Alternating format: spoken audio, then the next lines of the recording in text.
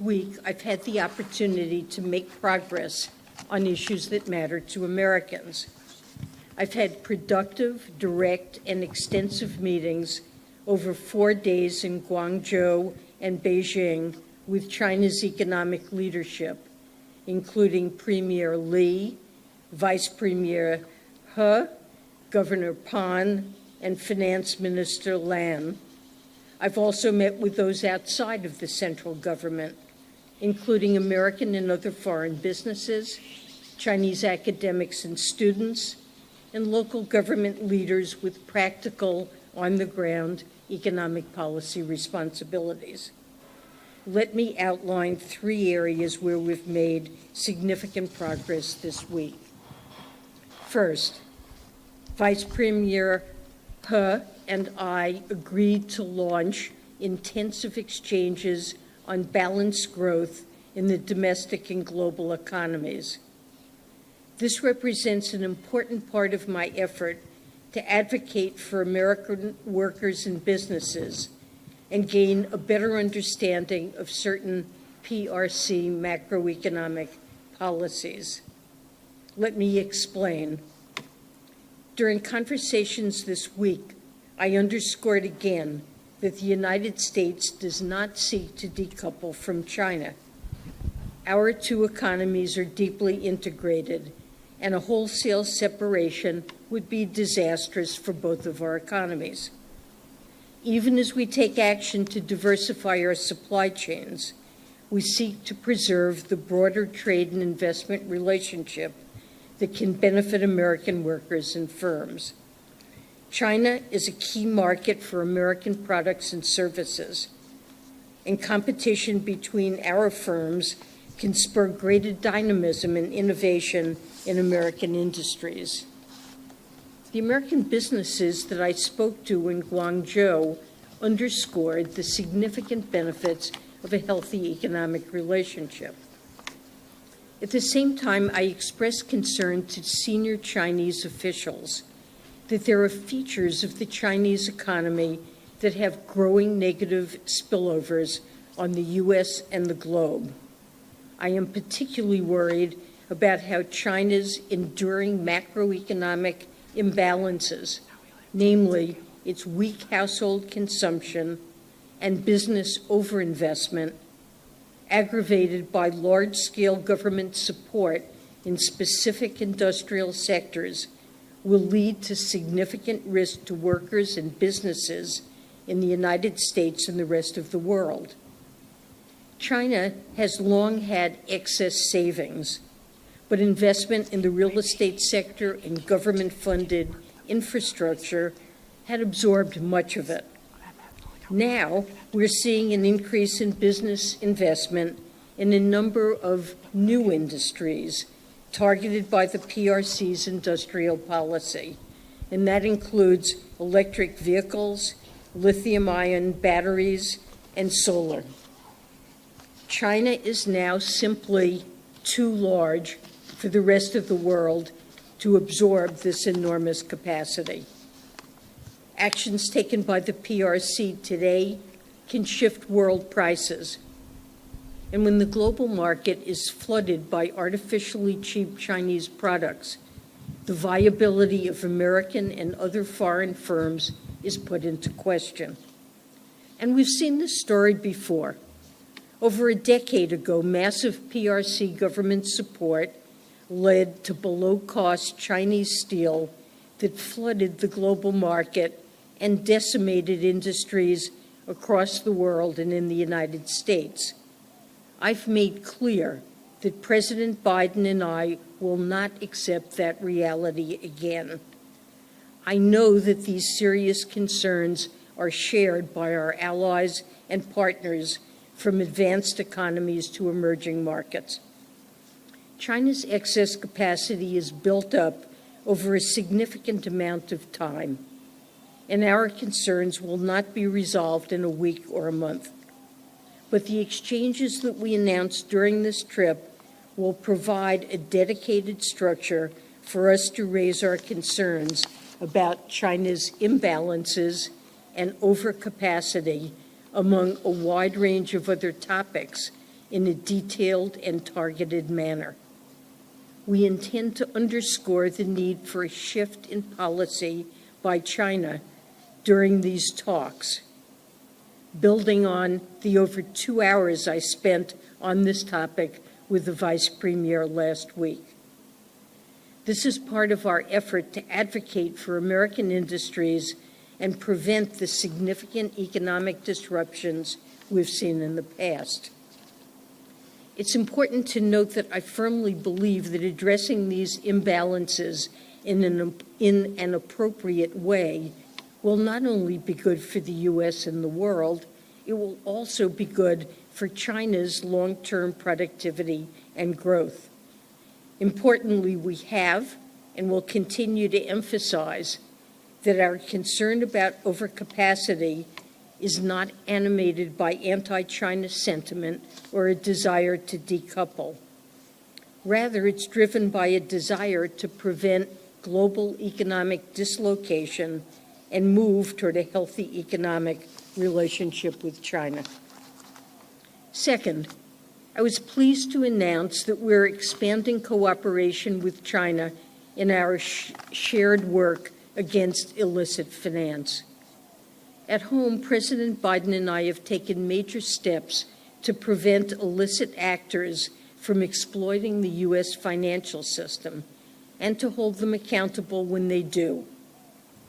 But the United States cannot do it alone. Weaknesses in financial regulatory regimes abroad, in China and other countries around the world, also provide an avenue for financing for criminal organizations, human traffickers, drug traffickers, fraudsters, and other malicious actors that can harm Americans and our national security. From now on, a new joint Treasury PBOC cooperation and exchange on anti-money laundering, established during this trip, will enable our countries to share best practices and information to clamp down on loopholes in our respective financial systems. I've asked my team to begin these meetings very soon, and we look forward to reporting on our progress. I'm also pleased that illicit finance is a critical component of Treasury's work with the PBOC as part of the U.S. PRC Counter-Narcotics Working Group. Exchanging information on money laundering as it relates to trafficking of fentanyl and other illicit synthetic drugs can help us disrupt the flow of illicit narcotics, precursor chemicals, and equipment. The opioid epidemic is a crisis that affects every community in the United States, large or small, with more than 150 Americans dying each day. Treasury is committed to using all of our tools, including international cooperation, to counter this threat. Third, we're announcing that we will continue a series of financial technical exchanges between the United States and China. Just like military leaders need a hotline in a crisis, American and Chinese financial regulators must be able to communicate to prevent financial stresses from turning into crises with tremendous ramifications for our citizens and the international community. Over the past few months, we've hosted several exercises with China, including on how we would coordinate if there were to be a failure of a large bank in either of our countries.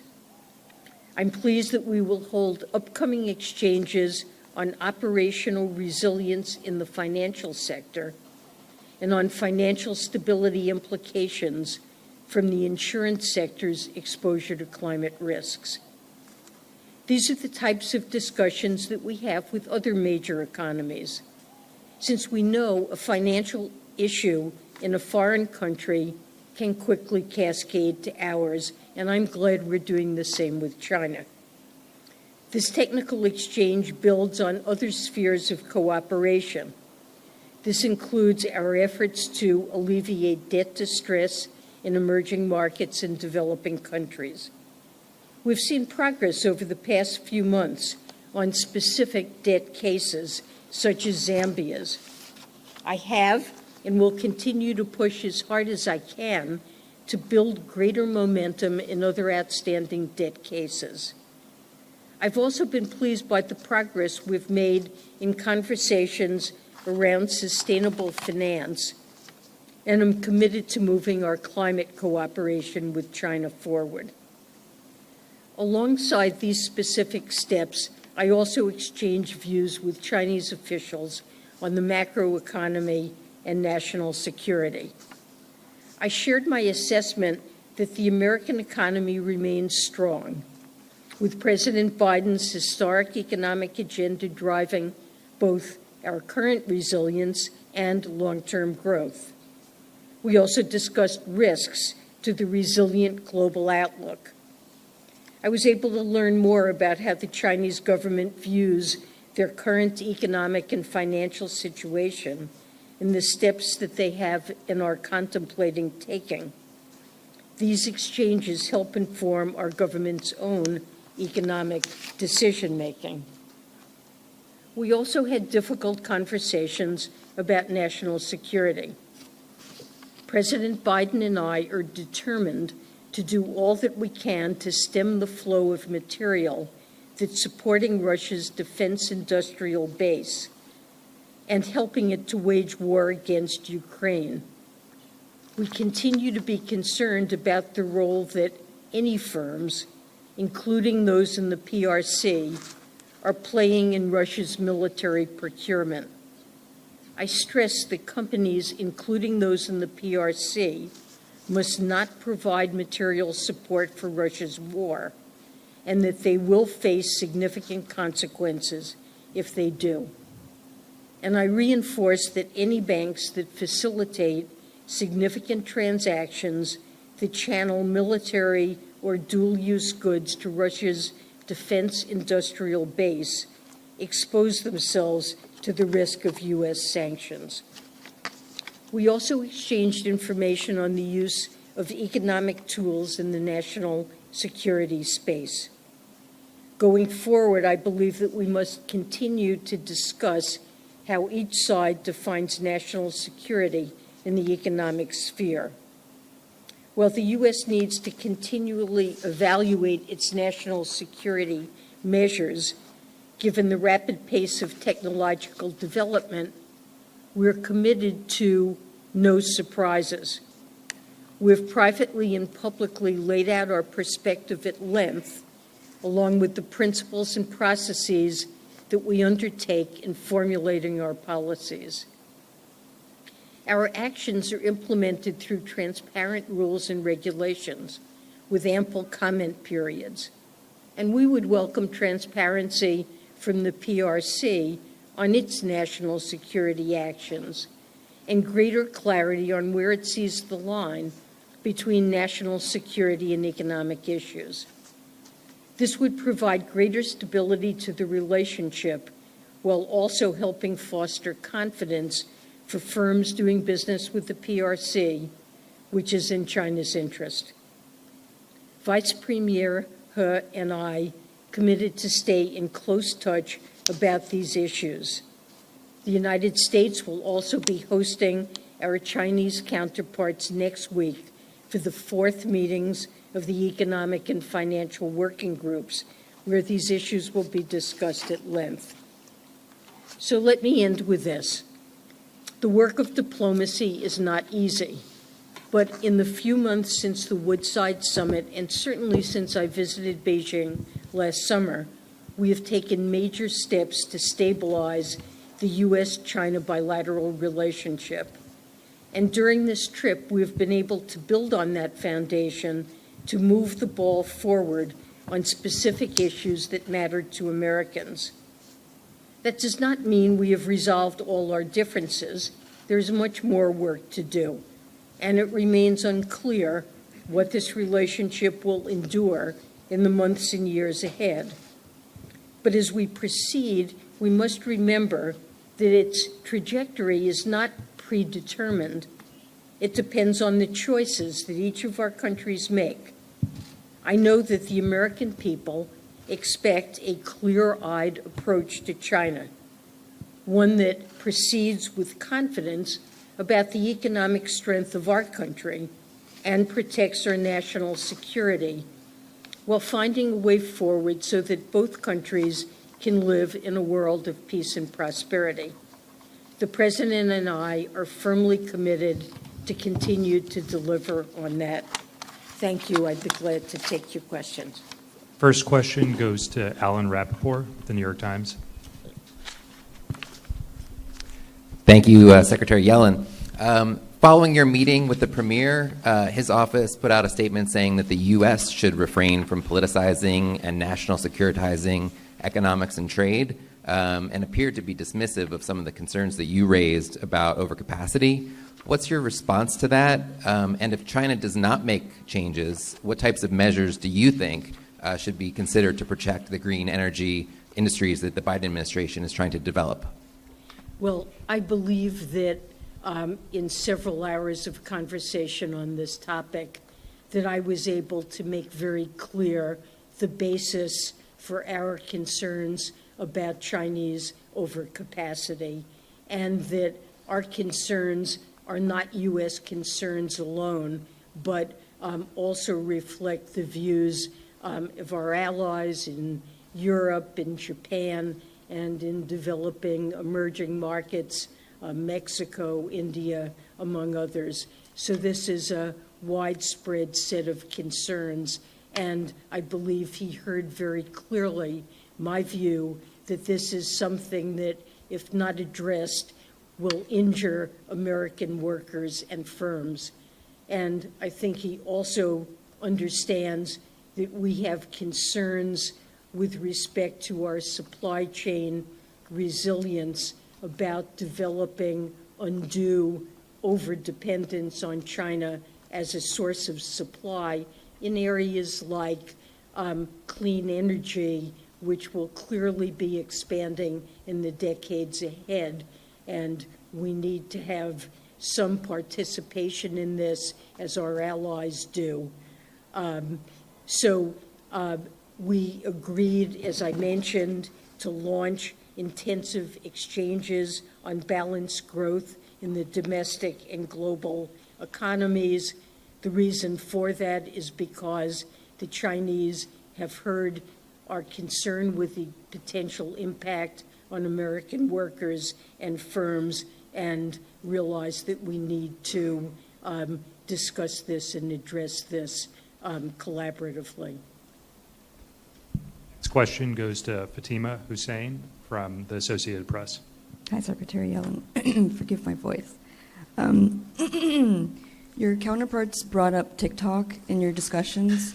Was any progress made on resolving that issue? Is it practical to ban the app in the U.S.? And on overcapacity, what are you looking for China to do in sectors like EV and solar, where it already exists? Are you looking for voluntary restrictions on exports? So let me start with TikTok. It's a subject that was raised in our meetings. We discussed it briefly. The president has made clear there's a bill in the House that, if passed, he indicated he would sign. And I am certainly supportive of efforts by our administration to address national security issues that relate to sensitive personal data. So our concern here has to do with sensitive personal data and protecting it. This is a legitimate concern. It's a concern that China, for its part, also is concerned about. Many U.S. social apps are not allowed to operate in China. We would like to find a way forward. Of course, this is important to the Chinese. The president made clear he would sign the House legislation. Sorry, there was a second. On overcapacity, whether EV, battery, solar, anything that already exists, whether you're looking for voluntary export restrictions? Well, I don't have anything specific to say here. This is a problem that has developed over many years. I think, importantly, it reflects Chinese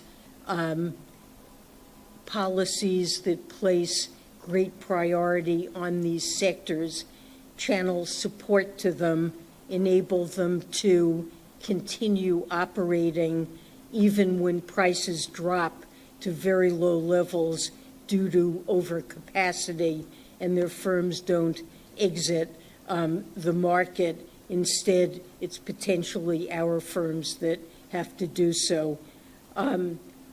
I think some changes in policy, as I mentioned, on the Chinese side are necessary and appropriate, and these are matters that we will begin discussing as early as next week when the Economic Working Group convenes again.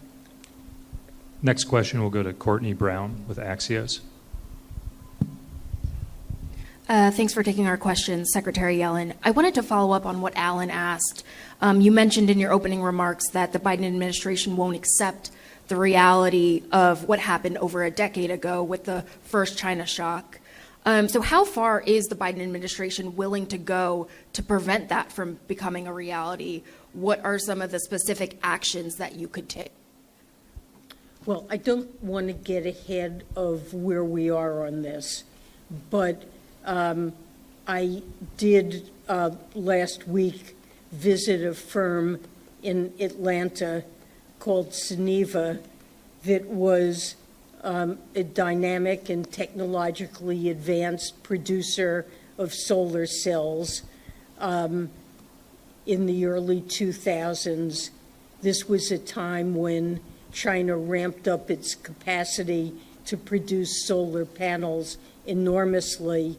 Prices plummeted, and in 2017, the firm finally had losses that were so steep it went out of business. It went bankrupt. And one of the goals of the Inflation Reduction Act, of course, that's a key goal is to reduce emissions to address climate change, but also it's intended to bolster our supply chains and create some capacity in the United States to produce these critical clean energy products. And there are a series of supports there and restrictions that have enabled this firm to feel it now has the potential to operate profitably. But we recognize that continued investment in capacity in these areas in China that outstrips growing global demand really could again threaten a company like this. And I would simply say that the impact of that, you mentioned the first China shock. That was something that happened in the years after China joined the World Trade Organization. Its production of many manufactured goods ramped up dramatically, and there was tremendous loss in jobs, maybe up to 2 million jobs in the United States, that really led to the hollowing out of industrial production in many parts of the country and had a very negative impact on American workers. I don't believe President Biden, this is something he's very focused on, wanting to reverse these adverse effects that American workers have seen, and I simply would say it would not be acceptable to the United States, to President Biden, to allow this to happen again. Exactly what the right tools are, I don't want to get ahead of where we are, but I believe that it's critical that our Chinese counterparts understand the importance that we place on addressing this, and I believe they have tools that they can use to ease this problem. Next question will go to Andy Durin with the Wall Street Journal. Hi, Secretary Yellen. You mentioned the recent stability in U.S.-China ties that some of this recent diplomacy has helped achieve. I'm wondering if this overcapacity issue does kind of become the worst-case scenario and a repeat of the first China shock, as you mentioned. I mean, is that something that you think has the potential to destabilize this recent momentum? I mean, is this central to kind of the future of the bilateral relationship, whether this issue can be resolved successfully? Well, it is a critical issue, and it is one that could have an adverse impact on American workers and firms if we don't find a solution. So I believe we have a commitment with the Chinese to try to work cooperatively to understand the economic concerns that each of us has. And this is a very important concern of ours. I think my job here is to make sure I've explained this very thoroughly and presented this concern at the highest levels of Chinese leadership so that they understand the importance that we attach to this. I do not want to see the U.S. economic relationship or overall relationship with China deteriorate and fray. And I believe the Chinese are undertaking these consultations and ongoing exchanges because they share a similar desire to stabilize our relationship, that we both see the benefits of a strong trade and investment relationships. As I said, there are gains to us from being able to sell into a huge Chinese market. For many American firms, it supports many jobs, and the Chinese gain similar benefits. We have a deep relationship in terms of trade and investment, and I think neither side would wish to see this relationship really to decouple. So we're working together honestly in good faith to have frank and candid discussions and to find a way forward that is constructive. Next question will go to Mark Stewart with CNN. Good afternoon, Secretary Yellen. I want to continue the conversation about the current business environment. Whether it be TikTok or EVs, there is a lot of suspicion from Washington, from Wall Street, and from Main Street toward Chinese firms. Having made yet another trip now to China, I'm wondering, is this skepticism warranted? And how will you know if a threshold has been reached, a new level of comfort for American firms to feel encouraged to do business here in China? So we have talked with American firms and made an effort to understand their concerns. And to some extent, I think their concerns reflect Chinese actions that worry them, like actions that have been taken against certain consulting firms working with American businesses, or more recently, a decision not to allow Intel or AMD chips. And American firms are unclear exactly what kinds of steps China might take in the future. And I've tried in our conversations to make clear that this is a reason for caution on the part of American firms about doing business here. That said, there are many American firms with deep and long involvement in China that continue to do very profitable businesses that they're very committed to here. So I wouldn't overemphasize this problem, but I think on each side we need to be as transparent as we can about our national security concerns and how the actions we take relate to resolving those concerns. That's often what the Chinese say, is that this reflects a national security concern.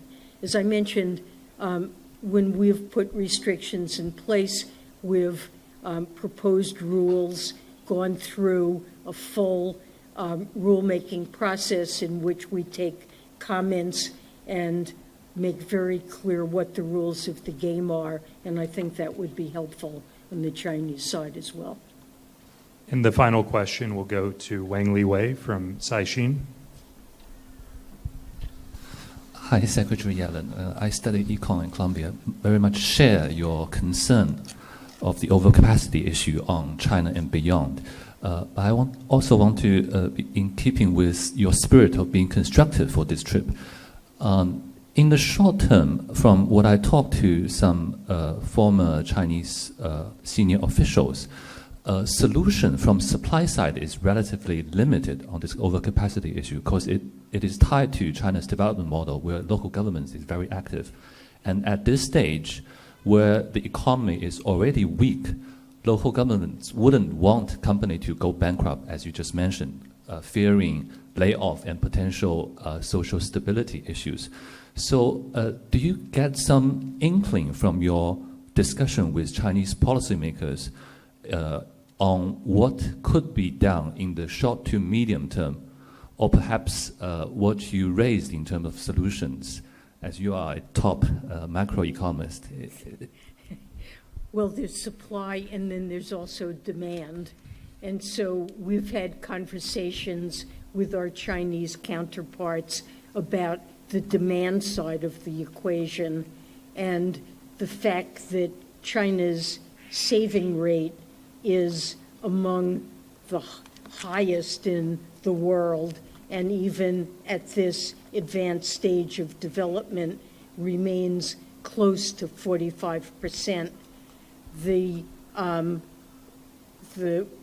flip side of a very high saving rate is that consumer spending as a share of GDP is quite low in China relative to other countries at this level of income.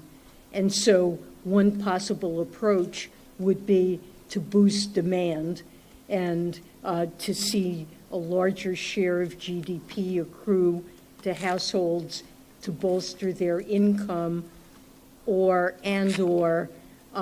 to, for example, bolster retirement security, the ability to afford education for one's children, and so forth, which are motives for very high saving, and call that rebalancing. And this is a matter that we have discussed over more than a decade in China. And I, too, have talked to many officials and members of the academic community who think that that needs to be part of the solution. If consumer spending were higher as a share of GDP, there would be less need to have such large investment going into building supply. That concludes today's press conference. Thank you all for joining us.